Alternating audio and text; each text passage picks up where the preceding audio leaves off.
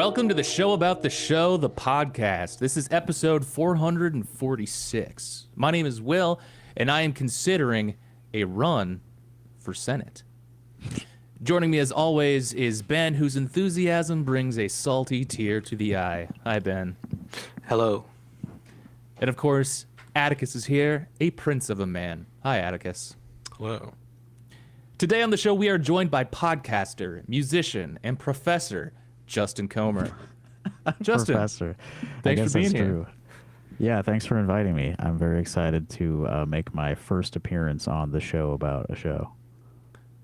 You host now. What is it? You, the distinguished college professor here, hosting a show called Rock Hard Caucus, a show about Iowa politics. Is this true? That is true. Yeah, and you've been there. I've been there. I've joined the caucus a couple of times.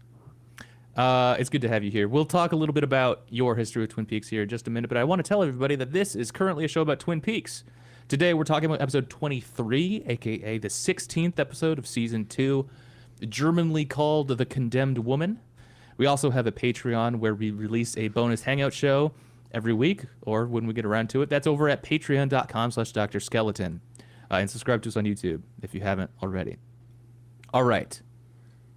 Let's talk about celery. Do you guys like celery? Great. Celery is pretty good. Big celery fan. Pretty good, you know. That's enthusiasm for celery I wasn't expecting. Not a lot of things work well with both peanut butter and tuna. Whoa. I guess that's true. Yeah, it's got a versatility that's rare. Yeah.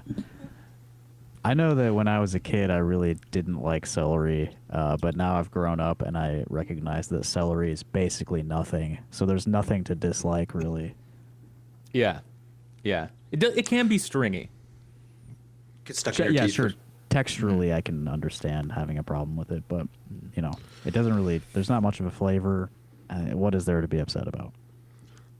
I feel like I've used the same logic to just skip it. Like, don't. If it's in a soup, I skip it, and it's not because I have such strong feelings about it, but it's like it's basically nothing. I kind of don't like it. Yeah, I'm not gonna cut that up. True, chopping vegetables can be a pain in the neck. Although I will say, I made an excellent soup this week with, all right, I'm gonna try saying it. Mirepoix. Is that how you say it? It sounded French. Ben, fancy boy. Don't know. No, Okay. I don't know. But that's like it's chopped up celery and carrots and onion. I believe that's like long, cooked low and slow, for a while, and it was excellent. Some carrot, celery, onion, some lentils, some cinnamon. It hit. I've been big into soup this year. It's the time for it. It sure It's is. soup time. Yeah. Why did I talk about celery? Oh yeah, Ben Hort. He's eating the celery. He's very conspicuously eating the celery. He's pointing it out. This is him. This is new Ben. The Ben is back. He what is he like? Waves off a drink, right? And he's like, "No, I'm Mr. Celery now." Yeah, he's wearing like a tracksuit in this episode. Yes. Oh, it's a good one. Yeah. Health man. Yeah. And they did. You can tell they did their best to record the dialogue. Around it, but you can maybe I'm just imagining it, but like you can just perfectly picture the swish of the, of the tracksuit. Yeah, the loudest thing in the room is the clothing. Yeah. Try hiding a lav mic on that. Justin, what is your history with Twin Peaks? So I think I originally watched the original run of Twin Peaks probably like 12 years ago or so. I was living in a tiny apartment with my wife. I had a friend who told me it's like the greatest thing ever. I think it was on Netflix at the time, so we just started watching it, and I was like, oh wow, this is like, there's nothing like this. This is like, the music is like so dramatic and constant, and the acting is like simultaneously like really compelling and really cheesy.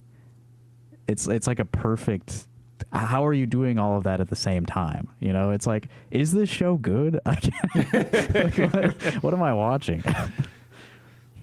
I remember watching, like catching like a clip of it or something, being exposed to it, like way before I knew before anything about like who David Lynch was, or like was remotely interested in like movies or TV or whatever, and kind of like picking up on the vibe instantly, the way that it's impossible not to like just, or at least be struck by the vibe.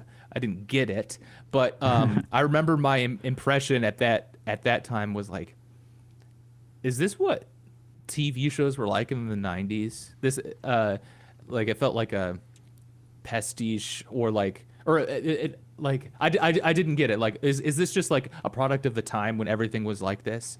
And it turns out like the answer is yes, in a way that like they are using the language of television at the time, and probably decades before to tell a new story. But also like, no, there's nothing like this. This is a very singular tone and presentation. Yeah, it's very obviously they're pulling a lot from like how soap operas were paced and shot and everything, but it's really crazy to look back at like some of these episodes and be like, yeah, this was on ABC. Just like primetime television, and it's like, how did they sell this? What? Yeah, and it was like the biggest thing for a hot minute, for a very for a stretch of a few months, I think. It was massive, and so you started watching this before the return. A few years before the return, yeah. Was there always this like? Did we know that we were gonna get a return? Was it this project that we knew that like, oh, David Lynch wanted to, finish the fight, or whatever? I don't think so. I like what I knew of the show at the time was like basically like, they did the first season, it's really good. There's some like network meddling in season 2, and so Lynch walks away and then comes back for the finale, and then made a movie that everybody at the time was kind of down on, and it's like seemed like it was just like this thing of its period that like people look back on fondly, and it's like that's just what it is. I don't think I had no idea that he was going to make more until maybe a year before it came out on Showtime. Gotcha. Yeah, it kind of built up cult status over time, and then someone must have greenlit this, and so it wasn't like, well, I don't know. We've covered Star Wars on the podcast, and I think people expected, oh, well, that's going to be it for Star Wars at the end of a couple of times, and then lo and behold, more Star Wars, and isn't that appropriate? David Lynch, you're kind of like Star Wars, my guy. How nice is that? Justin, when I told you that we're covering Twin Peaks for this season of the podcast, you mentioned something that I've been dying to get into ever since. Something about this being about the original sin of America. Oh, yeah. Okay. So I feel like they really get into this more in The Return, but there are hints of it in the original run. Like, they're kind of constantly referring to like indigenous legend of like the Twin Peaks area, and like Hawk is obviously of that descent, and there's sort of like the other dimensional darkness that's always like intruding on the like peaceful lives of these like Pacific Northwest small town people is.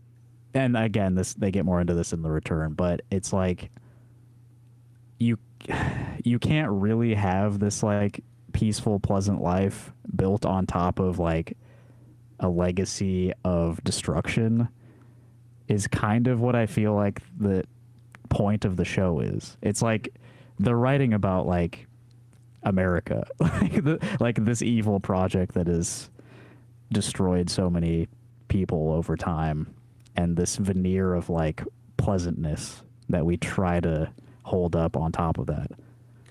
And so the evil that is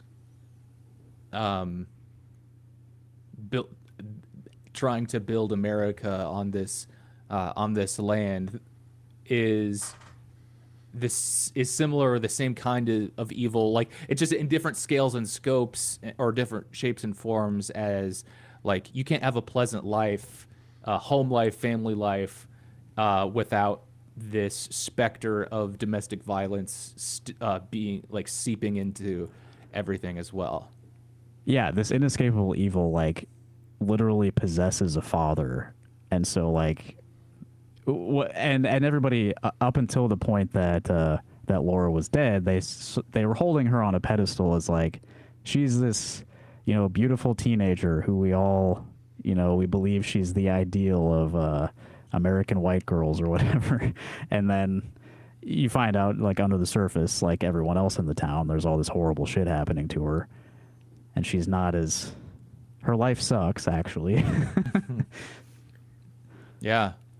Okay, so what drew you to this episode, Justin? When I asked you to come on the show and select an episode to cover, you insisted on season 2, episode 16. I said, are you sure you don't want to do episode 17? And you were dead set on this one for some reason. Yeah. So yeah, we were originally going to have me on for the next episode, but this one's also good. So they start talking about the pine weasel in this episode that we're covering today. That something funny happens with the pine weasel on next week's episode. Okay. So look forward to that. That was the reason I had originally asked to cover episode 17. But yeah. I mean, something really amazing happens in episode 16 as well. The very end of this episode is like one of the funniest things to ever happen on TV. So really advanced visual effects too. I was stoked to see that. Well, all right, let's get into the episode here today. This is, like I said, episode 23. This is season 2, episode 16. I don't know. Justin, do you have a take, a ruling on like how we should be referring to the numbers here? Yeah, that's I think season 2, episode 16 is like clearer. Okay. What you're talking about, but I know that they refer to it like sequentially from the beginning, like episode 1 through 30 sometimes or including the pilot, sometimes not. Right. And so then everything is offset annoying. by 1, and so then at some point the Germans came up with names of the episodes. So that seems to be a little very clear. So that's not an original run thing. This is like so that's where the condemned woman comes from? Yes. Okay. Also, the German thing, we've said that a bunch, but were they originally in German or were they for the German release but titled in English? That's a good question. I don't know. Yeah. It's How do you because say some the of them do condemned kind of woman in hit the German? ear in a weird way, which you can always chalk up to, oh, this is Lynchian, or it's German. It's German. I mean, I can see the condemned woman being like a common phrase in German. Yeah, it's like it's actually it's the translation of how I think we just had auntie discourse here in the U.S. about people call all sorts of people their aunt even though they're not directly related. In German, right. Same thing with condemned woman. They're always condemning women over there. Mm-hmm. Okay, last sort of point of order question. Justin, are you watching with or without the Log Lady introductions? Oh, I watched without. Okay. Yeah, I think I'm working off of like some Blu-ray rips. Okay. But are you aware of the Log Lady introductions as a thing? I don't. I've heard about that. I think I've seen maybe clips of that, but I've never watched the show with those introductions.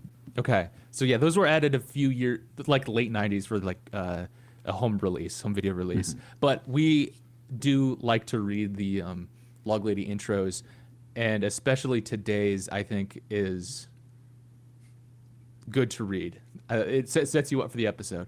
And so this is Margaret Lanterman speaking direct to camera. A hotel, a nightstand, a drawer pull on the drawer, a drawer pull of on a nightstand in the room of a hotel. What could possibly be happening on or in this drawer pull? How many drawer pulls exist in this world? Thousands? Maybe millions? What is a drawer pull? This drawer pull, why is it featured so prominently in a life or in a death of one woman who was caught in the web of power? Can a victim of power end in any way connected to a drawer pull? How can this be?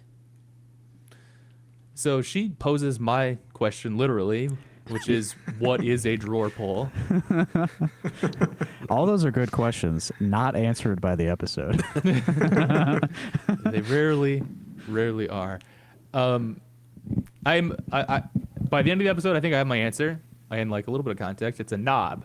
You guys are saying knob or handle, right? Yeah.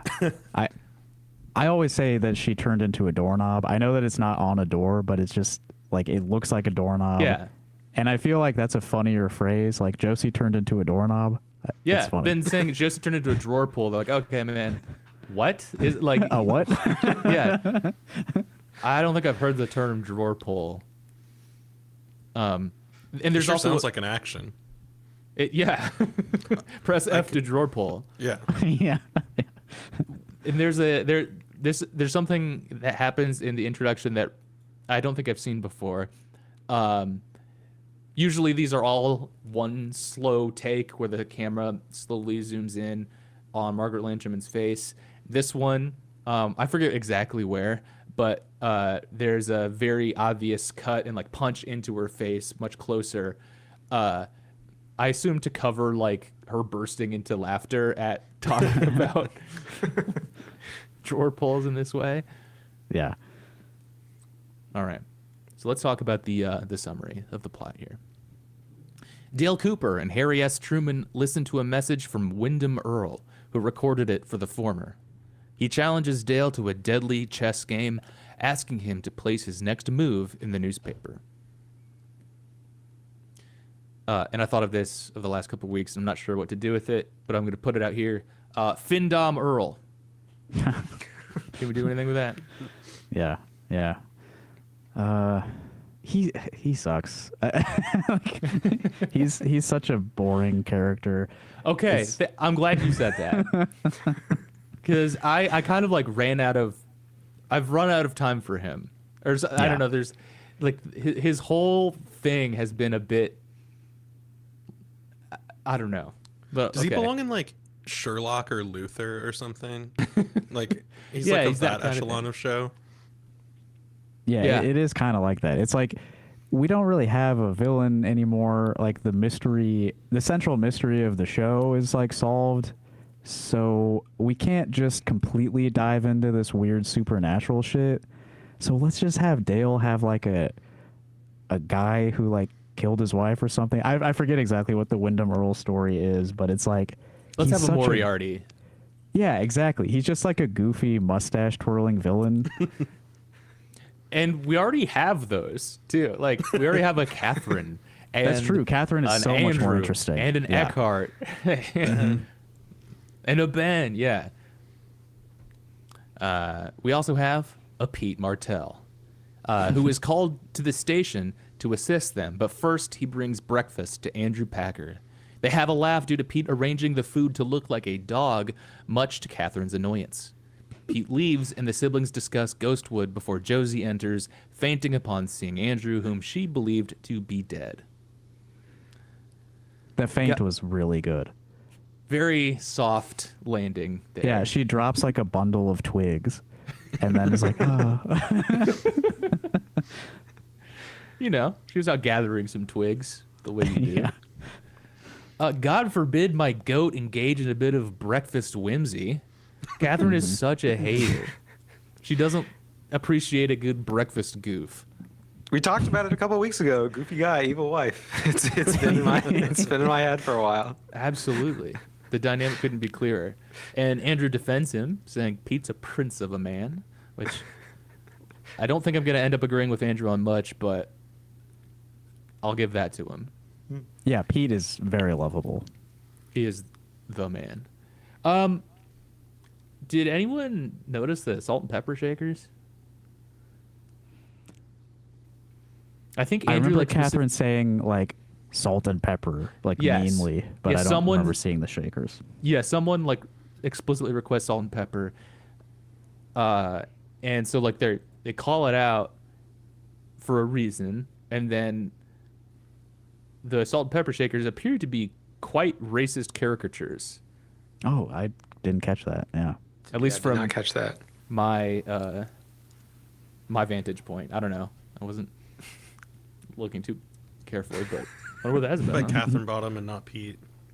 Yes. There's a lot of headcanon protecting Pete for this, but I think it's fair. Hank Jennings goes to Sheriff Truman's office escorted by Deputy Hawk. He is charged with the attempted murder of Leo Johnson. Hank proposes a trade offering information on the murderer of Andrew Packard, who he not so subtly states to be Josie. Harry angrily has Hawk remove Hank from the office. I loved kind when of- Harry punched his own hand really angrily. Yes. I like how Harry kind of spots his opportunity to yell, "Get him out of here," at the very last moment. He's like almost missed it, and then "Get him out of here," Yeah.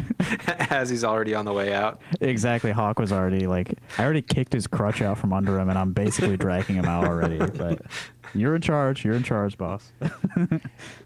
Harry not so good at handling his emotions. Yeah, he's usually a pretty cool cucumber, especially in the face of, like, bureaucratic intimidation. He's not afraid to stand up to people. He doesn't like slip on his words or whatever. But he can't control himself when it comes to Josie, I suppose. Mm-hmm. I'm glad we got more Hank. I don't know how long he is for the show. I kind of get the sense that we're going to wrapping up on him, but I really enjoyed a little bit of the Hank and Harry dynamic that we saw before, where Hank's kind of the alpha dog. It feels like he's been kicked. He's been kicked out of the Bookhouse Boys, but he'll still kind of, I don't know, play pal with Harry or talk to him friendly. Remind everyone he used to be in charge at the very least. Yeah. And he, used to look Yeah. up to me. Yeah, exactly. Yeah. I love his attitude of like you guys don't really have authority over me. He's like telling them like how it's gonna go. Yes. Like Hank is so confident, I wrote down my favorite thing he said in that scene, which was, "So I broke parole. Cry me a river." To the sheriff. Yeah. I mean, he was in the hospital.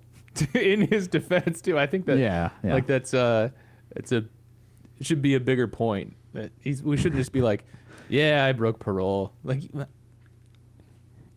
He got good shot, blood right?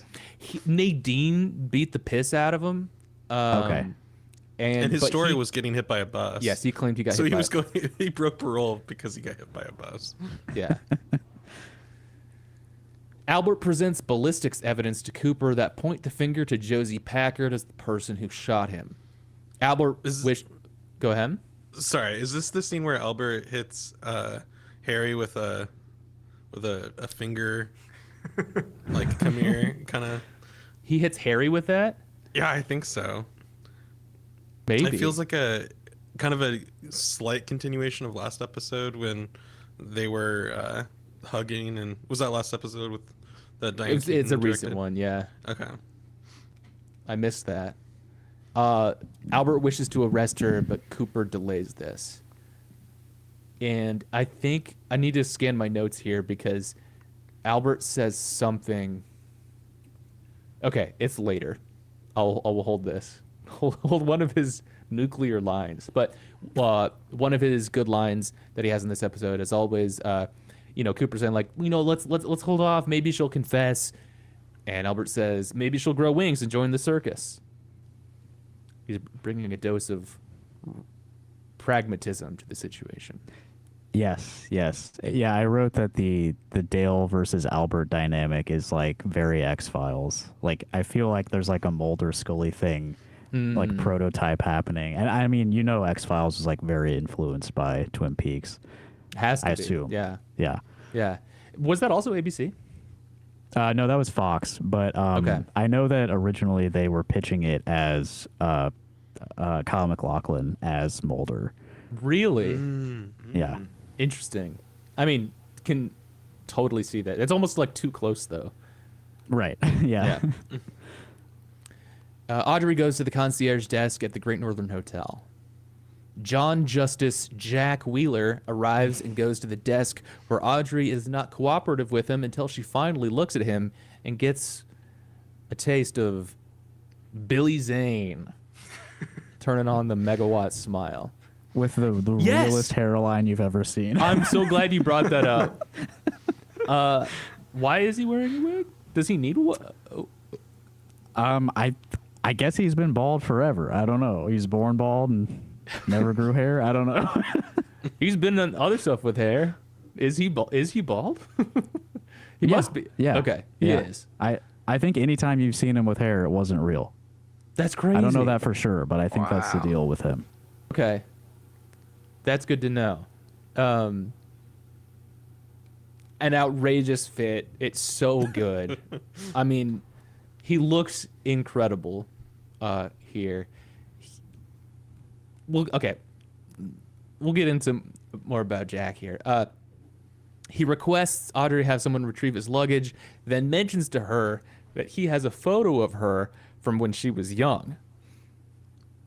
Audrey opens Earl's envelope for her containing a section of a poem and requesting her to be at the Roadhouse at a certain time that evening. So yeah, he has a picture of Audrey when she was 10, we learn. Super cool line to drop. Yep. Just that it's happening again line echoing through my mind every single time a new man on this show talks Interacts to a with woman. Audrey. Oh, yeah, any Yeah. woman. That's Audrey anyone. especially. But especially Yes. Audrey, yeah. Yes. Yeah, I'm pretty sure that they introduced this character because they backed away from like the Dale Audrey relationship because that was too creepy. But this is also weird. Yeah, I mean, it's part and parcel with the thesis that we talked about a little bit. Just like you can't have an uncomplicatedly good thing. Like there's gonna Yeah. be. I mean, like I guess you totally could have a wholesome relationship. There just aren't any Yeah. here, which is I guess the point. And so like you can't just have like a nice thing. Yeah, But are yeah. there any like just fine relationships in this whole show? Maybe was like just racking Donna's my brain. parents, Donna's parents, I think. the Haywards. Yeah. Ed and Ed and Norma, I do like. The Nadine element complicates trips it up. Well, yeah, it's not an uncomplicated relationship, Right. obviously. Yeah, and okay. Yeah, the Haywards. Haywards is the closest I can get to. She's not. Mrs. Hayward isn't a major character. Yeah. And I don't know if like there's something about her being in a wheelchair that like she That's right, yeah. she can't even be like a perfectly healthy person to be in I don't know if there's like that's supposed to be some version of like, and even this isn't a perfect relationship because she's in a Yeah. wheelchair, which like that would be Right. fucked obviously. It's a little bit fucked up, but yeah, I mean, you can't. Nothing can just be okay, like Right. completely fine. Yeah. So speaking of Nadine, I guess does anyone want to say anything else about the Billy Zane entrance in this scene here? His music is really good. The Justice Wheeler music is like the acoustic guitar stuff. It's silly, but it's like really effective. There's some really good arrangements in this episode. Like you'd think that they'd just be sitting on just a huge library of tracks by now, that you could kind of drop in and reuse all the time. And I would be perfectly happy with that. Like you could use the same song over and over and over again. I'd be happy with it. Because it's so like immediately evocative. But, you know, Angelo still gets back in the studio dropping even more fire. Yeah, we have this like cowboy venture capitalist guy. Could you give us a little theme for him? Yeah, he's like His name's gonna be wild. It's gonna be John Justice Jack Wheeler. And okay, yeah, so he's supposed to be like older than the other kid. I mean, the age is a weird thing in the Twin Peaks universe. Yeah. But I'm getting the sense that he's well 10 plus years older than Audrey. He's probably in his like mid 30s. He seems to has started his own business empire, but also looks like could play one of these other teens, right? Like he could be one of their classmates. Especially, you know, later in the episode, we're kind of we're not really set up. I don't know if this happens yet, but I could, you know, Audrey might hit her love interest might be Billy Zane, instead of Bobby. Bobby and Billy Zane to me look like they could be brothers, or like, you know, the same age. Yeah, the scene where they're in the office together, they look the same age for sure. Right. But I think we're supposed to see Bobby's a kid and Billy Zane's an adult. Mm-hmm. All right, Nadine. Nadine admits to Ed that she and Mike are in love and that they are breaking up. And that's not all she admits. Summary writer, I might add. She also mentions that the two of them, meaning Nadine and Mike, had a magical night together. Yeah, and Mike is like 18. Yes. Okay. At the best. Yeah. That's like trying to give her as much benefit of the doubt as possible. Yes. I want to say I'm glad it's happening. This plotline is happening off camera, Right. At the very least. But unreliable narrator Nadine, I kind of wonder what the actual situation is, but also happily leaving that out of focus. Mm-hmm. That's a great point. We definitely have seen her be completely oblivious to the fact that Mike wants nothing to do with her, and just has assumed. She said that like the two of them are an item before. Let's hope that's what happened here. This is spiraling further and further out of control. Ed has let this go way too far, and now potentially some extremely fucked up stuff is happening. And I'm beginning to question Norma's judgment now, because clearly Ed has something going on with him to the point where maybe he doesn't realize he's like an adult or something, or like his position in the community. Yeah. Yeah. Ed is a really like compelling character because he's like living a tragedy by choice. It's like you feel some sort of guilt about Nadine, but like you don't want to be married to her. Like this isn't good. Like you're just pining after this other woman for your entire life. It's crazy to do that. Yeah, and you're not like helping by doing that. It's not like ostensibly he's doing it because he doesn't want to like break Nadine's heart, and he feels like obligated to. This is not better. Yeah, this is not bad. This is what happens. There's some this gets really bad if you let this go on, and I don't think he's fully reckoning with that. And I guess if he did, then it wouldn't be then he and Norma couldn't be like an uncomplicatedly good thing. But God, man, he's really laissez-faire. He's really people come and tell him stuff, and he's like, "All right, man, sure, man. Oh wow, I'll send you $12." He's Big Ed. He's like, he's got to be the strong, the stoic man of the community. Which of course means doing nothing, kind of ever. Yeah, yeah. I'm not. Look, I'm too I'm too mature to have any of this messiness in my life. But internally, he's like, he's got to be just completely insane, right? Yes. Yeah, I really like Ed. I want to root for Ed and cheer for Ed, but like He needs to make gotta- good decisions. Yes, you have to do something, man.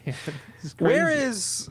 Let us not forget. Where is Dr. Jacoby, licensed medical professional, Dr. Jacoby, at a time like this as well? I agree that Ed is a more sad case, and Jacoby's a little bit more of a, mad scientist vibe going on. But I feel like even for him, he's probably doing a little bit of a grimace when he gets the call, like,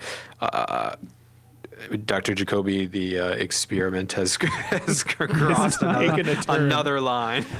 Yeah, like, oh heavens! I guess I didn't expect. Yeah. Well, we saw last episode that hit the Jacoby method is a valid method for treating mental illness, where Ben, we just like engage with the delusions until like they snap out of it. And sometimes it means the South wins the Civil War. Oh, did the Civil War thing already happened? Okay, It has just cool. resolved. Yeah. Yes. Yeah. Which, not a great outcome, but at least it was fake. At least that Right, didn't actually right. happen. And the advice for Nadine is like, yeah, just let her think she's in high school. Eventually, this is how she's like coping with her, cycle. This is how she's coping, and she'll like reach resolve if it's like fully entertained.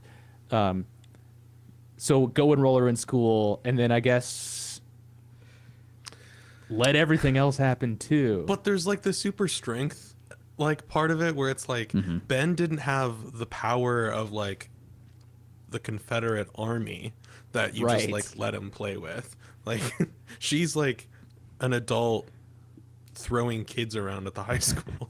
You gotta Yeah. Yeah, these are Well, different. but they're not. A lot of those kids are not named characters, so we have to prioritize Nadine's well-being over them. the Jacoby method has some cost. Yeah, there's some Yeah. collateral damage. Cooper questions Josie about Jonathan's murder, and she insists to have no involvement. Catherine eavesdrops, the most conspicuous eavesdropping of all time. Cooper requests that Josie be at the sheriff's station at 9 o'clock, then leaves before Catherine reveals herself to Josie. They discuss Josie meeting with Thomas Eckhart, and Catherine reveals a pistol for her. The wall's really closing in on Josie. You gotta feel bad for her.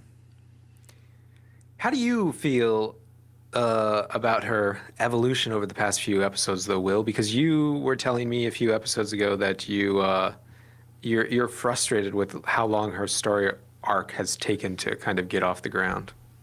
Yeah. I guess I was frustrated, and I remain frustrated. Well, I think my problem with it was like she doesn't have much to do. It just seems like things keep happening to her, and that is the resolution of her story in this episode, really. And so I guess that ended up being the point of her whole story, is that she's just put in this impossible place, and then no one is coming to save her or help her, and the pressure just keeps getting turned up and up and up on her, and then finally, boom, you're a damn doorknob, I guess. But yeah, there's never it's this final. I guess it thematically ended up being consistent with her story here, and I guess I like in retrospect now how also I don't know, maybe she continues to be a doorknob, or like I don't know what happens with her from here, but I guess like it makes sense now that like this was her story, that things just kept happening to her and she couldn't really do anything about it the whole time. Yeah. So as things get revealed about her past, so it's been like over 10 years since I actually watched the show. I only watched this episode like in a vacuum. I get the impression that we're supposed to like not really sympathize with her once it's all said and done, that like she's manipulative or something, but it kind of does seem like just a bunch of bad stuff happened in her life, right? And she was kind of trapped. Yeah, I agree with the second part. I'm not sure how much I agree with we're supposed to be like, oh, it turns out she was kind of bad on her own. I mean, I think that maybe like towards the end there, we're supposed to sort of think that like Cooper could help her or whatever, but she was headed to jail kind of anyway. I don't know. I don't know. Maybe I'm just such a good guy that I never considered I just was gonna stay on her side or something the whole time. I just remember being confused about like what the take is supposed to be from her whole story when I originally watched the show. It's like, what did she want? Like, what's her motivation? Yeah. I don't. Why did they want to Yeah. kill her again? Like, Yeah, yeah. What? Yeah, all of the why. Like I can't really keep track of like. It seems like Andrew is really dead set on not revealing that he is alive, but then he's super casual about it. Like he'll just like go into the public elevator too. What was the point of that? Like, do you want people to think you're dead still or not? Or are you like coming back? And also, I didn't quite really track why Josie said she shot Cooper either. Yeah, I feel like everything about her and her arc is the most like soap opera-y about the series, in like the way I don't like, the way that like I can't like, oh, this like, and everything, like I like some of the, oh, this person's back or whatever, but also like her story is just like kind of like, I don't follow enough soap operas to see how this character is supposed to be reading. I don't know. She's so well. I think what works about her early on in the show for me is that she's so mysterious that it seems like she might be even like the central character, or like she might have answers that are central to the show. But I agree that it never really resolves into anything. She kind of continues to be an enigma, I guess, and then she's just not around anymore. yeah, That's no a good point. resolution. She just becomes Yeah. wood. Knobbed Yeah. off. But she works. She does work as this mysterious character, and then where do you go from there? Like if you try to demystify her, and then it stops working as mysterious, and then if you just keep it mysterious, you're like, well, nothing's happening here. So I guess the only synthesis of that is become knob. Yeah, so that's kind of like, if you zoom out, like that's kind of like Twin Peaks, right? It's like this mystery is central. If you keep stringing people along forever, like that's not satisfying, but they kind of resolved it too early, which was also not satisfying. So what do? You just turn into a doorknob and do a bunch of crazy shit for half a season. And her turning into a doorknob Crazy is shit. Is some crazy shit, and also like maybe my favorite part of her story too. Ben, Bobby, Jerry, Audrey, and Jack have a meeting where Ben reveals the Stop Ghostwood campaign, with which he plans to stop the Ghostwood development project in the name of the endangered pine weasel. All right, this is a very big scene. I imagine we'll spend some time talking about this here. Ben, as we talked about, is chomping celery here. He's giving like a kind of like a locker room halftime speech to the team. I also like he introduces Bobby as Bob to Jack. This is my executive assistant Bob Briggs. Okay, so yeah, there's the pine weasel, the endangered pine weasel. He reveals the easel with the figure on there. We see the pine weasel. We see the Latin name Mustela pinus.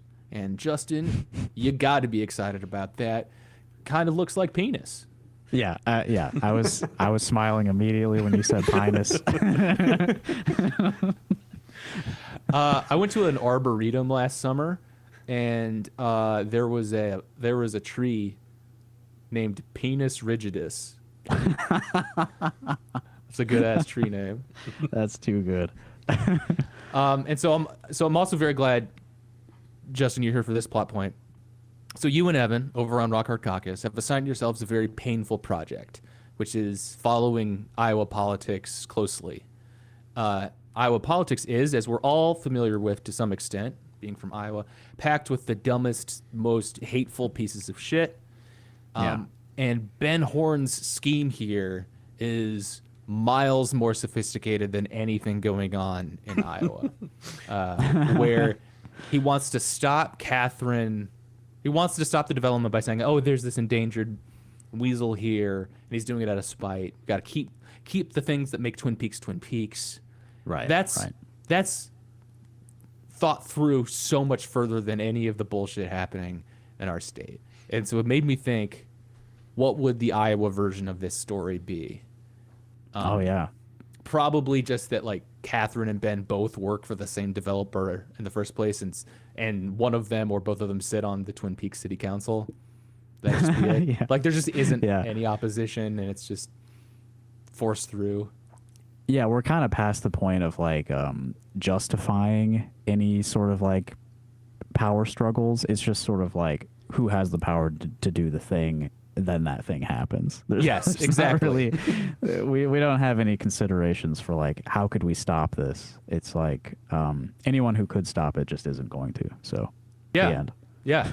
There's no boardroom where the bad guys are like, how are we going to convince the people that this is actually in their best interest? That bridge has been crossed so long ago that we don't even need to pretend that we need to gain public support for this or whatever.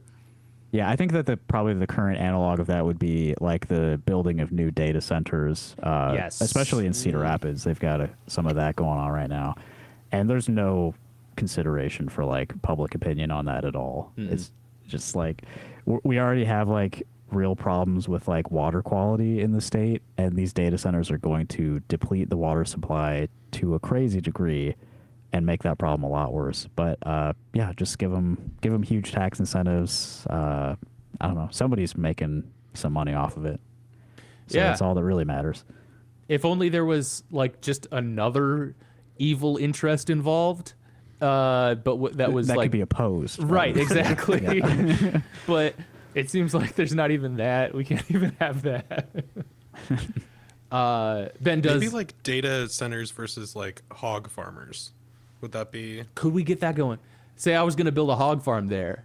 Yeah, Right I next wanted to to have town. a concentrated animal feed operation on this land. And that should, But that's where I shouldn't was that be going to the dump my priority? chemicals. I'm like, oh Yeah, yeah. man, okay. Like you said, like keep Twin Peaks. That would be keeping Iowa. You know, I needed a super pollutant pig concentration camp on this plot of land. Yeah.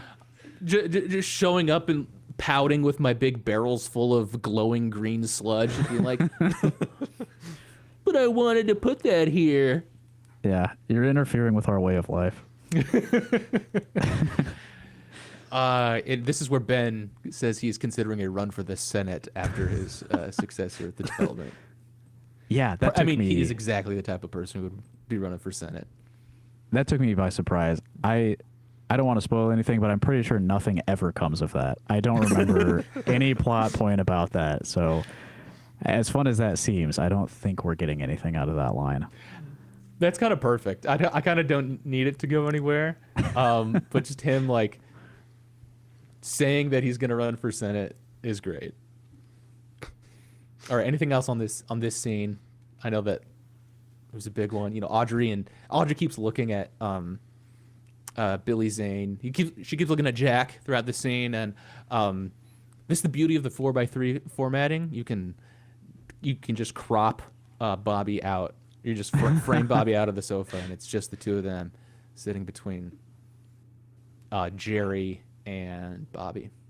Speaking of Jerry, I did note one thing. Jerry said that he eats the endangered animal that they're discussing. He likes to fry it and eat it. Bro.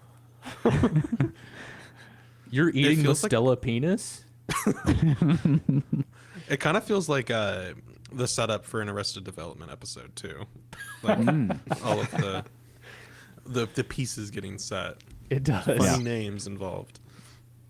I am excited about the Pine Weasel arc in a way that I am not excited about some of the other arcs that are happening. Yeah, the Pine Weasel is fun. I really like it. Very I have a cat named Weasel, so and did at the time that Ashley and I were watching the show originally, so that was kind of like a exciting thing for us that our little cat had, they were saying her name on TV. That's great. Did she react at all? No. Classic cat behavior. Yeah. At the Double R Diner, Earl leaves an envelope for Shelley as Norma talks on the phone with her sister Annie, who is coming to Twin Peaks after leaving a convent. Norma finds the envelope and gives it to Shelley. It contains a portion of the poem and a request to meet at the Roadhouse. Ed then comes in and embraces Norma. Okay, fit check. Norma's wearing a great cardigan. Very nice. I think this is a very sweet proposal from Ed. I wish I could ship them harder, like I mentioned, but the Nadine stuff bothers me. I got to be honest. Yeah. I have been called in the comments a virgin for similar takes. But I'll hold strong in my stance that I don't think these like adult kid relationships are something that I'm super into. No. Yeah, I mean the Ed, again, he's such a compelling character because it's like this sort of like fantasy romance thing with this girl he dated 40 years ago or something. And like this scene to me, like basically I was like, so your wife is now mentally ill enough that you are going to openly like embrace the woman you actually care for. Like that's not good. Like what you're doing is bad right now. That's actually a really good way of putting it. Yeah. Because he's too, he thinks he's being considerate of Nadine's feelings when really he's just a coward about it, right? Like he's just scared to get in trouble with her or whatever. And yeah, now she's delusional enough and like, oh, he kind of got this get out of jail free card because Nadine thinks she's in love with a child. Yeah. And so he's just really, gonna roll with it. You really had to let it get to that point rather than just like get a divorce in a small town. I know that that's probably very hard, but like Yeah. Also, everyone already knows that you two are an item. It's Right. been a big prank on Nadine this whole time, essentially. And yeah, come on. Yeah, you know what? I'm getting a little bit more miffed with that. I guess I'm just a sucker. I'm just a romantic or something for the like. He says we deserve to be happy, and he's like out and embracing Norma, and she loves him back, and I think that's sweet. I do think that's sweet to some degree. yeah. Yeah, and it is. I think we're supposed to feel conflicted about it. What the heck? No, I don't want to feel complicated about my art. I'm watching this Twin Peaks show and I'm going, what the heck is going on? This is trippy. I feel like I actually caught myself saying that watching Severance when I was binging that, just going like, what is going on? Whoa, I didn't see that coming. Leo carves arrows for Earl, who comes to check on his progress. More Wyndham Earl stuff, I guess. Yeah. I had forgotten about Leo. He's still around, I guess. And I suppose, Being Findomed Earl. yeah, Yep. being controlled. He's got the dog collar on and everything. I sense he's not. Wyndham is building him up to go do some mischief, wreak some mayhem.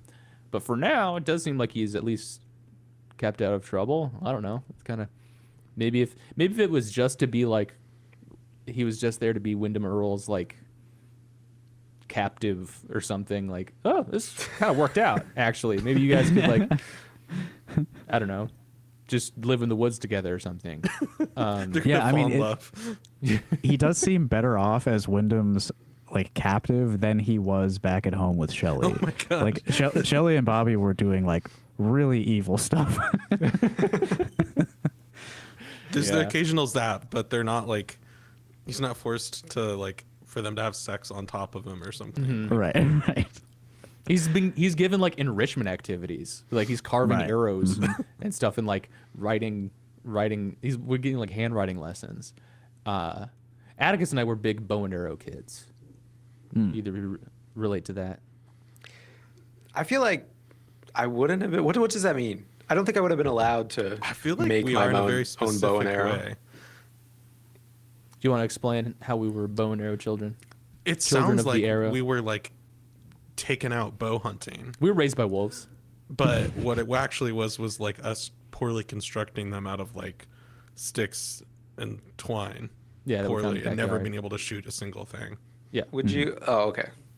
So you just had the form of a bow and an arrow, but they didn't actually work. Yeah. No, I think it was yeah. more a part of like an imagination, like fantasy rather than like hunting or archery. Yeah. Interesting. I think we did archery in gym class in middle school like one day. I think that's the only time I fired a bow. Oh, we did a whole like semester of archery in gym class in middle school in Grinnell. It was a big thing. And they would always warn you like one person, not of all time, but one person last year got shot. So make sure you don't Get step shot. in front of don't step in front of the bow and arrows. Yeah, I was really into archery for like elf reasons, not for like hunting reasons. You wanted to kill Totally, orcs, yeah. not deer. Exactly. I mean, like literally. Yeah, I played a hunter in World of Warcraft, so I used a bow a lot. Yes. With that. Yeah. So sick. I just re-rolled a Baldur's Gate character to be archer this time through, so I'll let you guys know how it goes. So far, so good. Were you a Boy Scout, Will, or a Cub Scout? I was a Or were Tiger any of Scout you? for one meeting. Tiger Cub.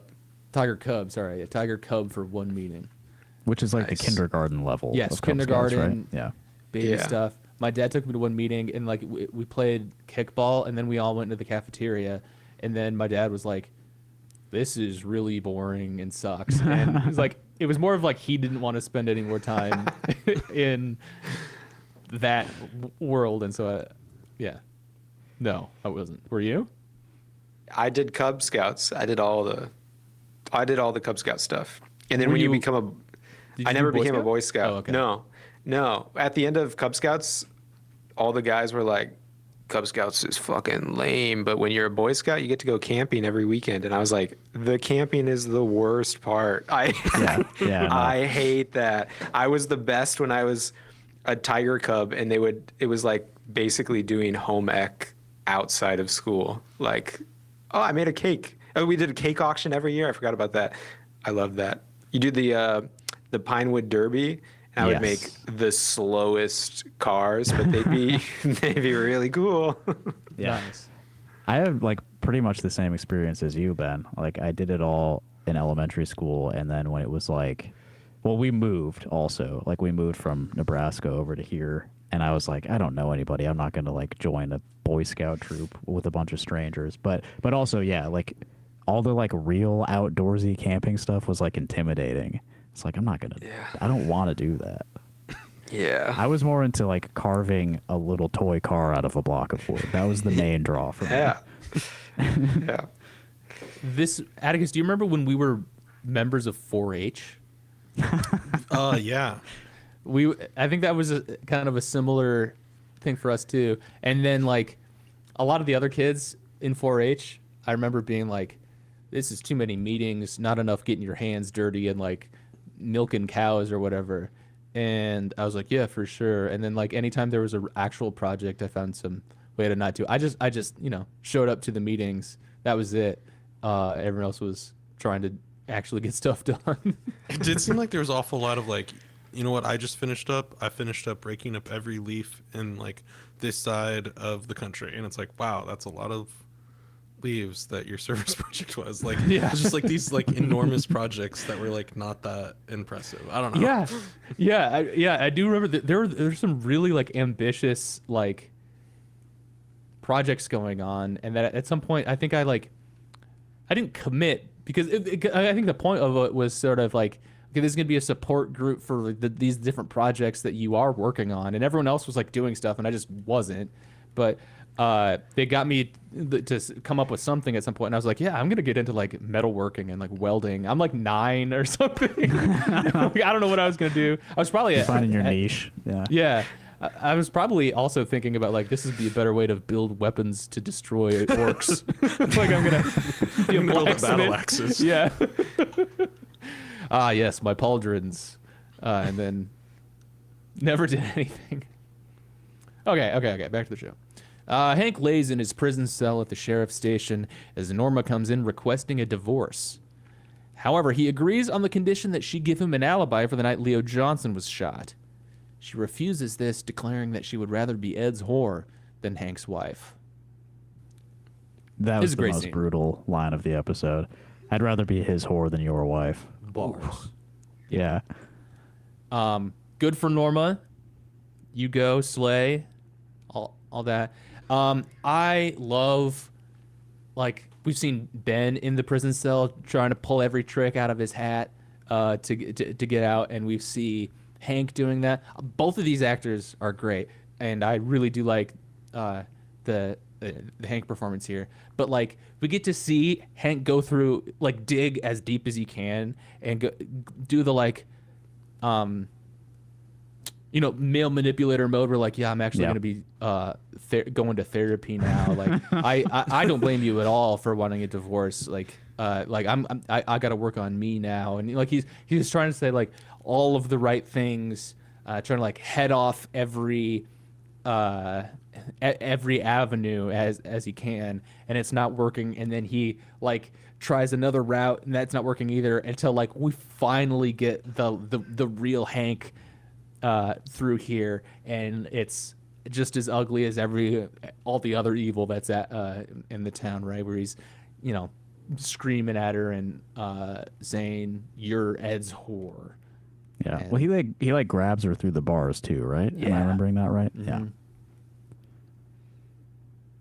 So I don't think Hank has rehabilitation in his future. He seems to be a nasty guy. Yeah, he's a scumbag. Pete tries to figure out the next move to make against Earl, trying to keep all of their pieces on the board. Albert speaks to Cooper privately, revealing even more evidence of Josie's involvement in the shooting of Cooper and the death of Jonathan. However, Harry overhears this. Okay, so Pete, being the chess expert, right, that we learned this last episode or 2 episodes ago, he seems very confident in his chess move here, given the stakes. Yeah, it's funny to bring Pete into something like this. Like, this villain is playing a like asynchronous chess game with me. Do you think you could weigh in on this? I'm sorry, what? Chess for what purpose? Yeah, it sort of seems like they weren't going to tell him what it was for at first. And then, like, now he does know that, like, okay, we can't lose any pieces because that means someone will die, Pete. And he's like, absolutely, for sure. No one is going to possibly be able to capture any pieces if you move here. I guarantee it. Like, okay, you know that this is, like, a matter of life and death, right? I sure hope he doesn't kill my wife. Does it say that? Or is it? No. Oh, okay. Okay, this might be where Albert does the come hither to Cooper, because they go meet out in the hall here, and Albert wants Cooper to bust this bitch. Yeah. Whoa! Excuse you, Albert. Jesus, man. But yeah, Harry overhears this, and he kind of knows what's going on now. Josie applies makeup as she welcomes Andrew into her room. He states that despite her involvement in the original plan to murder him, he no longer harbors any hard feelings toward her and implores her to see Eckhart. Kind of talk about the Josie stuff already, but here's more ratcheting up the pressure on Josie. I kind of don't have much time for Andrew. I got to be honest. Yeah. He's There's not that not a lot interesting. there. Yeah. Yeah. He's kind of introduced at the same time as Eckhart, and so like they're both like old white Old guys that kind of seem to be villains in Josie's life. That, I mean, I guess that's the point. It's like she's got old white haters, but Yeah. Their whole purpose is just to torture this woman. Yeah. yeah. Which one's the one that's in the hotel room at the end? Is that Thomas or is that? Yeah, it's Hugo? Thomas. Okay, that's Billy Zane's like henchman in Titanic. Whoa. Oh, wow. This must have been where they met. Yeah. You know what? I'd like you to be my henchman sometime. Will you be insanely committed to like me while we're like sinking on the Titanic, please? Sure, I'd love that. I'd love nothing more. All right. Donna and James have a picnic together. With blasting music. Angela going absolutely nuts on the Korg in the background. And imagine if he wasn't, by the way. Imagine how bad this scene would I be almost without wanted the music. see the version of this. You know, like when people do is it scraping the YouTube videos where they're like, oh, we can make the guy sound like he's really bad at guitar by taking the video. Oh, and yeah. yeah. But just isolating the vocal tracks for this scene. Would be really, oh, a lot of mouth smacking and stuff. Yeah. I mean, it's like Attack of the Clones type shit. That's such a good comp. That's exactly right. Okay. It's going to be even hard to like get through this 2-sentence summary. She forgives him for his involvement with Evelyn Marsh and requests that he return to Twin Peaks with her, but he refuses. She tells him to take whatever time he needs before he returns. Laura is at least mentioned here. It's been a while. Does anyone have any theories what Donna gets out of this relationship? Like, or this like pursuit of a relationship? Something to do. It just can't be that she likes James. Like, He's good at that's guitar. Yeah, he's such a beautiful songwriter. I think. Okay. Why do the Scooby-Doo kids do what they do? No, it's probably the same for her, you know? It's the same for most of the people in Twin Peaks, I think. Yeah. Yeah, I kind of get like from James and Donna especially, like another like constant theme of the show is like kids who really want to be adults. And I don't think they know really what they're doing or why, but they just really want to be serious adults. Yeah, I think that has something to do with they know that there's like big time serious stuff happening to them and around them that it feels justified to a certain extent that like, well, if the real world is going to be happening to us, we need to be full participants. But then also, yeah, they're caught in that like weird adolescent stage where you're kind of a kid, kind of an adult. I mean, I think that's the whole James story. I don't know. Why Donna's really committed to this? I mean, I guess like you know, she cares about him to some extent and just wants him to be safe because he is kind of on a self-destructive like path of just running away right now. He rides his motorcycle up a dirt road on a mountain. Yeah, Not safe. it's pretty dangerous. That's not what that's for. You just stay on pavement.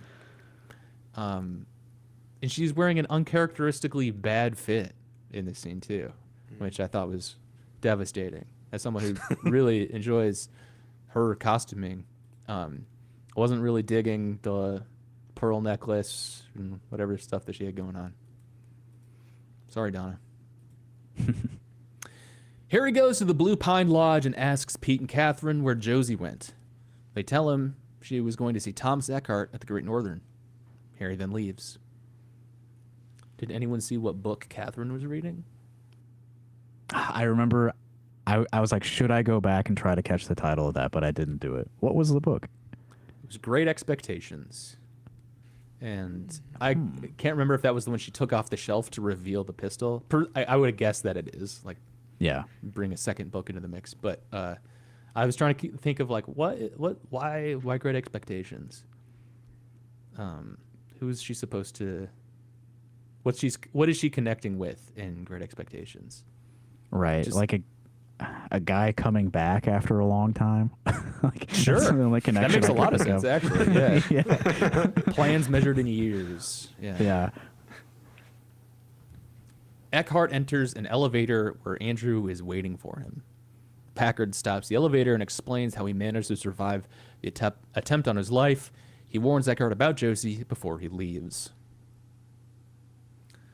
He says he is going to the garage. I don't believe in ghosts. Is that what Thomas says to him? Something like that? You're not really here. I don't believe in ghosts. He says South Africanly. Anything on these guys? I don't really I think unnecessary. I didn't need this. Yeah. It was just like, yeah, I need you to get in there and like be mean to Josie. And he's like, oh, wow, that's what I was gonna do. Yeah. Yeah. Ben, Audrey, and Jack have dinner where they discuss business dealings before Ben excuses himself after the chef tries to stab Jerry. Why does he said something about like Jerry was trying to eat something? I don't know, probably. Yeah, he probably served like, him an uncooked weasel. Yeah, he brought his own meat into the kitchen. Audrey states to Jack that he seems like an intrusion to her family, but asks him where he had been in the intervening years since he last saw Ben. She then excuses herself for her appointment at the Roadhouse. Okay, so yeah, Jack seems to be like a McKinsey consultant type guy. That's what he is doing there.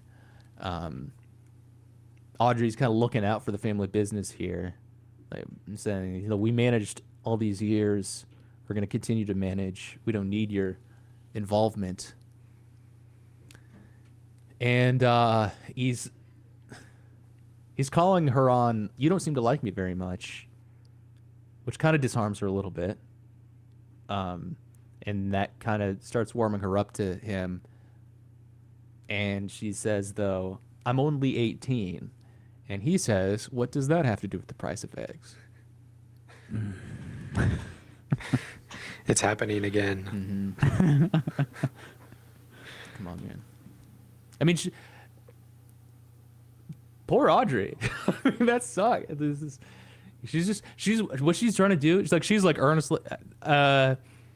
It turns out her previous like overtures to like wanting to get involved in the family business are genuine. She actually is trying to learn the ropes. Although the desk clerk points out like you're not going to go work in the laundry room or whatever he says.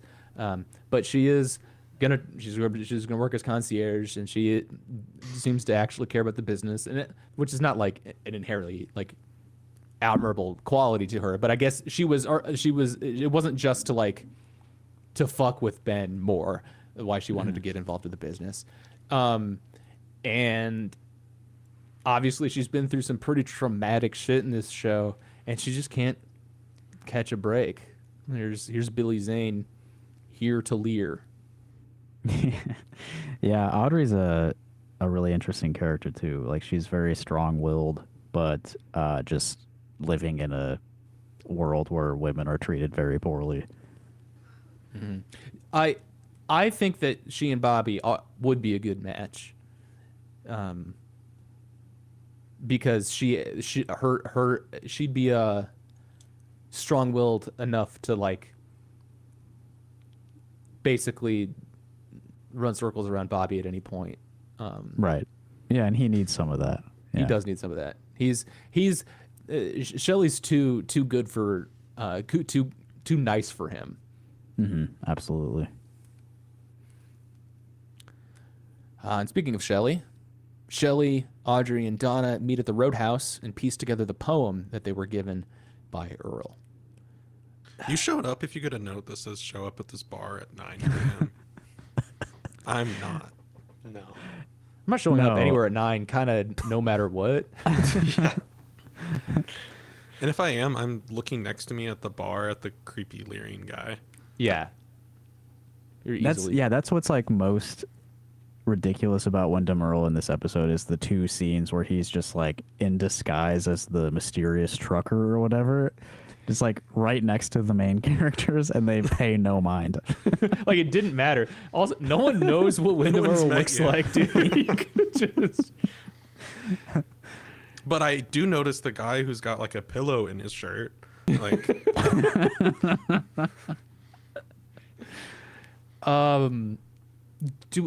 Do any of you remember anything about the poem?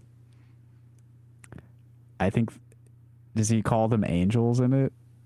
Am I remembering that right? He definitely says that, at least to Leo. He's like one of these angels, or he refers to them at some point as that. I can't remember if that's in Yeah. the poem or not. Could be. Something about like saving the one you love or something. Yeah.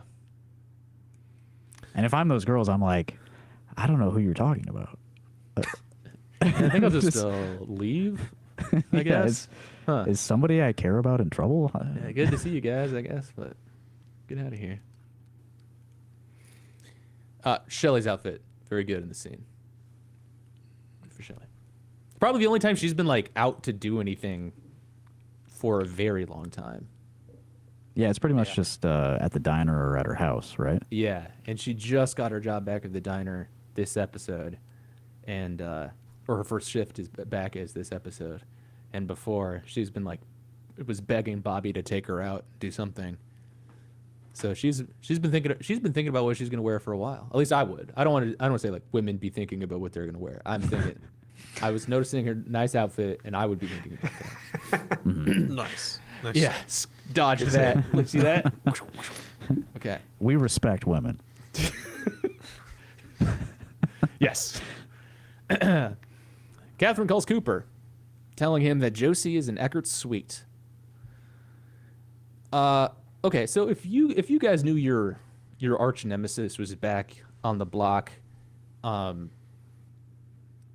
imminently probably about to kill some more, how would you be killing time in your hotel room? Yep. Practicing my fishing casts. I guess so. You don't have anything else going on. You're not like worried. All right, whatever, man. But yeah, he's got his orange rope to practice his fly fishing form, I suppose. I guess This is work-life balance. You can't Very be on important the for the clock FBI. 24 hours a day. Yeah.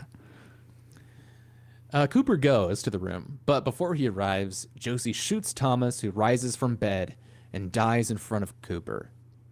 Josie aims her gun at Cooper until Harry arrives, imploring her to put the gun down. However, Josie suddenly dies, and Harry cradles her body in his arms. Bob tauntingly appears to Cooper, followed by the man from another place, dancing on the bed. Josie's face then appears in the knob next to the bed. Appears in the knob on a drawer next to the bed. A drawer Okay. pull, if you will. The drawer pull, obviously, you know. Yeah, so big scene. Reactions, thoughts on this one? Josie dies in a very the gun thing is very confusing, even to the characters in the scene. They're kind of like, are you about to shoot yourself or are you about to pass out? I'm confused. It's kind Right, of she's angled like- slightly askew. Yeah, it's like She dies in a very Attack of the Clones way. You brought it up earlier, Justin. Oh my but, God. she just lost the will to live there or something. well, that was in episode 3, but yes.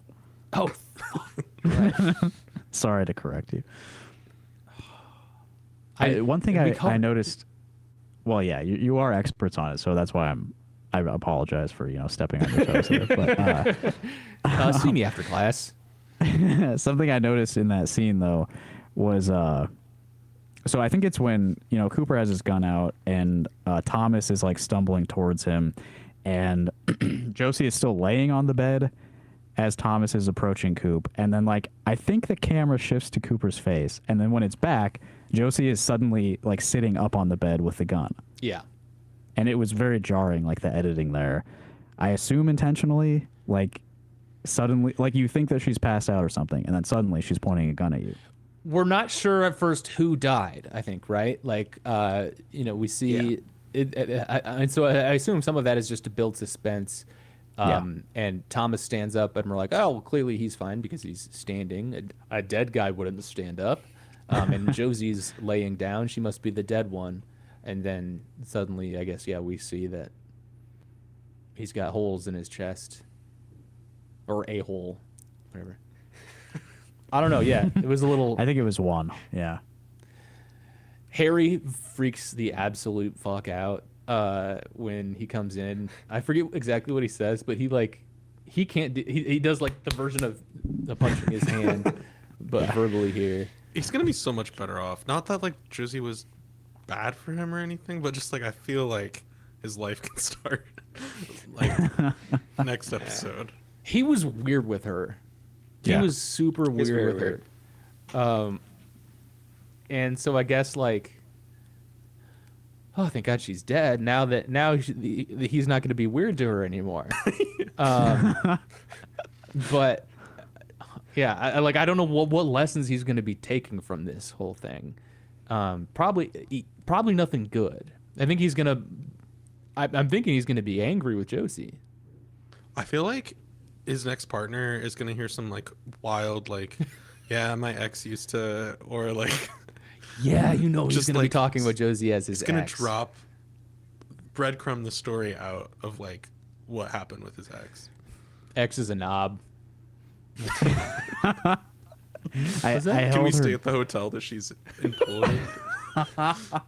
That's so true. he so he's like holding her dead body, right? And I mean, would you say that Harry and Dale are like kind of best friends by this point? Yeah. Yeah. That's So fair. he's holding his girlfriend's dead body. And by the way, she died instantly, right? She does like a weird twist with her body, and then Harry goes over to her body and is like, she's dead. Yes. It's like that. I think we should double check, at the very least. So he's crying over her body, and his best friend is standing like a few feet away, and just suddenly starts daydreaming about like two weird guys he's seen. Zoning out. Yeah, not a good Your moment. best friend's girlfriend just died, and you're like, whoa, dude. Bob? What does Bob say? Bob like addresses him. Yeah, by he says name. like, "What happened to Josie?" Right? Yes. In a very taunting, lilting sort of cadence. Josie Coop? Mm-hmm. And then the man from another place just shows up to boogie a little bit and then fades out. Yeah, yeah. All right. I guess that's the episode. Anything else we want to say on the plot or things that happened about the knob? Oh yeah, sorry. We get the knob. The knob shot. Yeah. as We they should say. dwell on that a little bit. Yeah. Yeah, I thought it was just gonna stay as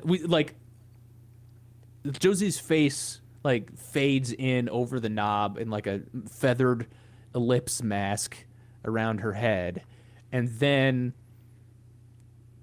like early CG displaces the wood texture out of it in a really cool way. She's like screaming, right? She's like seems to be upset that she's a knob now. She is the condemned woman, and while there's the weird sort of early CG wood morphing going on, the episode just ends. Like credits start on that still frame, and we're like, Okay, I guess that's it. And presumably, we'll see more of the knob next episode. Like it'll start right here. Is how. Yeah, you That's might what you- presume that. But yeah, she's a knob now. How does that make you feel, guys? Josie's a knob. It's pretty. I don't know if it's disappointing or like perfect. It's one of the two. The though. duality of Twin Peaks. Yeah. Twin Peaks. Yep, that's how it goes. I can remember when we first watched this episode, I laughed really hard at the ending, and it feels like, yeah, I don't think that's the intent. I don't think I'm supposed to be laughing at this, but it's just so sudden and weird looking. What do It's you? a choice. Yeah, I mean, I think that there's. So I think it's interesting that the Log Lady intros were then recorded afterwards, right? And so like they had some years to sit on what happened with this episode. That like, oh yeah, at some point Josie turns into a knob, and then so like they kind of get a little bit of not a do-over, but they can own the narrative a little bit by writing an intro where she'll like address the knobness of it all, and kind of make it set your mind maybe on the closer to the track where you're supposed to be, where you're like, yeah, sometimes a drawer pull just like figures like really prominently in somebody's life, and like what really is a drawer pull, and it kind of sets it up to be a little bit more profound than maybe people receiving it at the time. But yeah, I think that like there's stuff that happens in this show that your reaction, like you don't have like a pre-built like response. There's stuff that just happens here that like we haven't seen before, and we don't have like a built-in automatic response to what happens when you see horse in the living room or Josie's a knob now. Yeah. This is the first time audience had ever seen this, so it was bewildering. Groundbreaking. Yeah. It's a very offensive thing to say about David Lynch. So I don't mean this as a criticism, because I know that it's what like Roger Ebert famously hated about David Lynch, but like I think this is a good microcosm of the thing with him, where sometimes it kind of can feel like he was doing one of those writing prompts like in school where you have to draw something out of a hat, and it's like write a 60-minute television episode and you have to use the word door pull 10 times. Yeah. I think, to be fair to him in this case, I don't think he had any involvement in this episode. Sure, yeah. So this is, the people trying to continue Twin Peaks, trying to sort of fit in with like the world that he and Mark Frost had created. Yeah. Trisha Brock wrote this. I'm not familiar with her work at all. Yeah, and Leslie Linka Glatter directed. I think I usually say that's the top, but yeah, I think that I'm a bit of a second season slump defender a bit. I think that the stuff that's happening is compelling on screen. This Josie's a knob now, even though it's not David Lynch. I think that like the folks involved in creating this episode are operating at about the right frequency. I think it doesn't seem inconsistent with other crazy stuff. Yeah. I think that some of just like now we need to make a long seasonness out of it is more what I'm bumping against. Like, okay, more Wyndham Earl stuff. That's more of the problem I have with it than the knob. Like I want more knob. And you can quote me on that. Okay, let's move into superlatives. Justin, we nominate an outfit of the episode. Every episode, it started out as wool, and I think we can bring wool into it again because there is some particularly standout wool. Does anyone want to? I'll open the floor to nominations. Anyone have anything they want to shout out for outfit of the ep?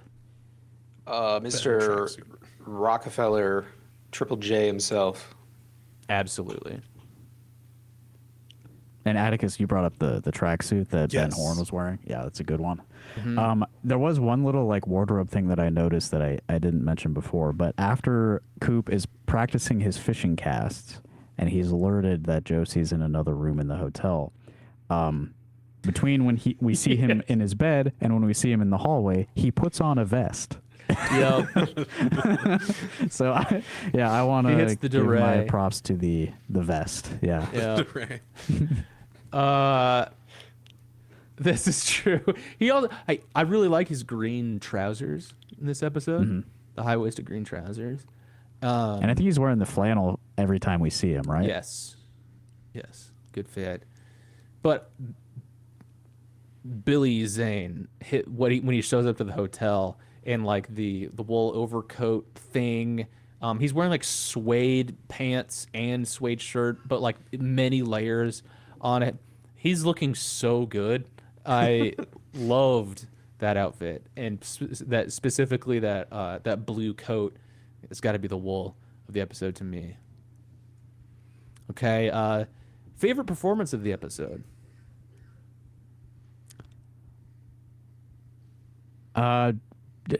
It's right at the beginning. Josie's slow faint. She drops. It's a great It starts call. us off on a really good, vibe. Mm-hmm. I probably agree with that, though. I enjoy her quick death at the end. Yeah, even she's more. really the bookends. Her like physical performances bookend this episode. Yeah. I want to nominate Chris Mulkey as Hank in the jail cell. He really runs through the whole toolbox in there, and I mean also in the sheriff's office. But I've really enjoyed a lot of Hank scenes over the last couple episodes, or over the last season or so, and I don't know if he's ever gotten the official call out, but Chris Mulkey, I'm gonna give it to him for my nomination. Okay. Ratings. Who wants to go first? On a scale of 1 to 5, how do we feel with this episode? Justin, you are a guest. I'll let you go first. Okay. This might be a 3 for me. It's not like one of the polls. It's not one of my favorite episodes. It's not one of the like least fun to watch. And there are scenes that are like, I don't really care about this. Like a lot of the stuff with Ben, this episode is like, Mm-hmm. and the James and Donna scene did nothing for me. But we see basically everyone in this episode. I loved seeing new characters every 5 seconds. That's really fun. Some good stuff from Albert this episode. Yeah, it's kind of middle of the pack. Mm-hmm. Yeah, it's a 3 for me, too. I do like, I for all those other complaints, I enjoy kind of putting a bookend on Josie's story, but there's a lot of stuff in between that's, our geriatric friends of Josie and Scooby-Doo kids and stuff like that. Not the best. I think 3 is definitely fair. It's an episode that showed up but didn't try to do anything special. This is our first unanimous rating, I believe. This is about as 3 as an episode of Twin Peaks can get for me. You all made really good points. I'm pretty generous with the ratings. And like, if there's like a scene that makes me pump my fist, I will. Oh, you know what? But then the knob the knob happened. The knob was cool. The knob is significant, yeah. And I think the jail scene's really good. I think I was gonna stick with 3 though, just so we can all be in the hand-holding club there. I remember Justin, one thing that we didn't mention, if you don't mind me what? throwing something. So Please. Lucy, who is like one of the We didn't see most her. fun characters. We hear her on the phone twice, I think. And for some reason, she That's never right. appears on screen. calling. That's right. Yeah. Harry tells her to call the Gazette, shout out the Gazette, and to get Pete into the station. But he said, and then she says, "All right, I'll do those in alphabetical order." Yeah, Paper and Pete. Yeah, Paper Pete. I'll do those in alphabetical order. Yeah, that was a good moment. And so, yeah, we didn't see her and we didn't see Andy, I don't think. Correct. So yeah. you can only, I don't think you can get above a 3 if you don't show either of my goats. Maybe Show they're the Pete, uncomplicated relationship of Twin Peaks. It's complicated though. It's not, it's good, but it's, I mean, the dickness of it all is is a complication. But I think it is the closest to the most wholesome, perhaps, between the main characters. Yeah. Yeah, that, I don't want to gloss over Atticus saying, "Show Pete, dear." Very good. Justin, thank you for joining us. Do you have anything you'd like to plug? Yeah, probably. I would love if people would listen to my podcast as well. It's called Rock Hard Caucus. It's about Iowa politics mostly. But if that doesn't appeal to you, on our Patreon, we talk about Sonic the Hedgehog comic books. So we've got quite a wide range of, topics to discuss. Will's been on the podcast a handful of times. We did a live show with him earlier this year. The only time we've ever done a live show was with Will, so he's an important part of the family. And it was a huge success of a live show. Probably because I think because of my presence. Yeah, because you were there. That's right. No, that was some of the most fun I've had. So it's worth joining the Patreon even just for listening to that, I would say. I think so. And it's pretty cheap, so don't, I'm not asking for a lot, but if you want to spend money on it's like podcasts, $40, $50 a month, I think. Yeah. It's it's worth it. Yeah. You have any shows coming up? Yeah, a punk band that I'm in is playing at Alley Cat in Iowa City on January 2nd. Ascended Master is the name of the band that I play bass with. And that's like a winter clothing drive. So if you have like an extra coat you don't need, you could bring that and donate it. Did I say that the date? January 2nd? January 2nd. Yep. Okay, good. Yeah, check out Justin's stuff. We'll put that in the description.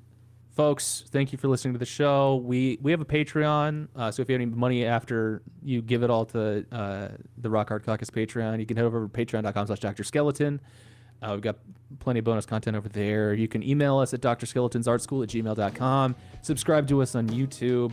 Thanks for listening to the show. Next week, we'll be talking about Season 2, Episode 17, a.k.a. Episode 24.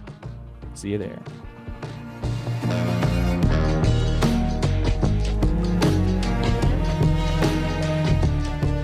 This is a brand new Extra Good podcast. Learn more at brandnewextragood.com.